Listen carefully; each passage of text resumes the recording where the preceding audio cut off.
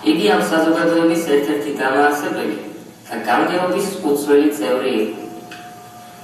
მასვე ეკუთვნოდა საზოგადოების წესდების ცნობილი პარაგრაფი მშობლიურ ენაზე სწავლების შესახებ.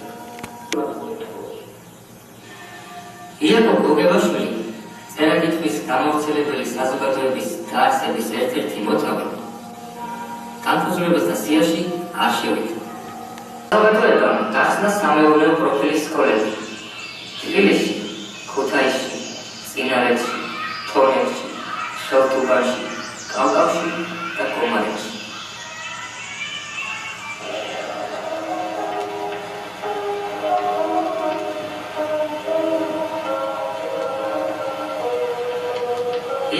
იაკობ გოგებაშვილის სახელობის თელავის სახელმწიფო უნივერსიტეტის დედაენის სახლი ატარებს დედაენისადმი მიძღვნილ ღონისძიებას, კვირეულს, რომელიც იწყება 7 აპრილს და დამთავრდება 14 აპრილს. გოგებაშვილი რომ დიდი მოამაგე იყო, ქართული აზრის დიდება გახლდათ, საზოგადო მოღვაწე,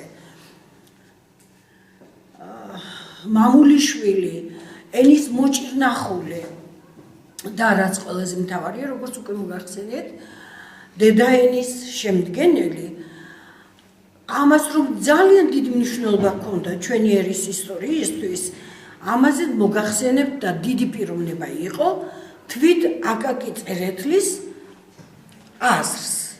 მე და ილია ზღვაწლი, რამოსა ტანია, ამ პატიოსანი კაცის ღვაწლთან.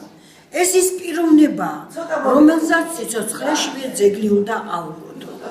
და დიახ უნდა აუგოთ, რამე თუ ერთხელ დაბადებული ქართველი მეორედ მაშინ იბადება, როდესაც დედაენას იღებს ხელში.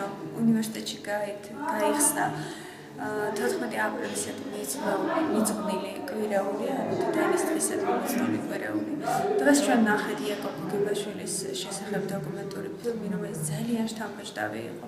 ხოლო უნდა აღვნიშნოთ დიდი მწუხარებით, რომ ამ ფილმის ჩვენება სულ რამოდენიმე ადამიანი ესწრებოდა და ძალიან დიდი გულისწყებელია ეს. თითქოს მხოლოდ რამდენიმე ადამიანს აწუხებს დედაენის დღევანდელი მდგომარეობა და ზოგადად მხოლოდ რამდენიმე ადამიანია ამ ქვეყანაში.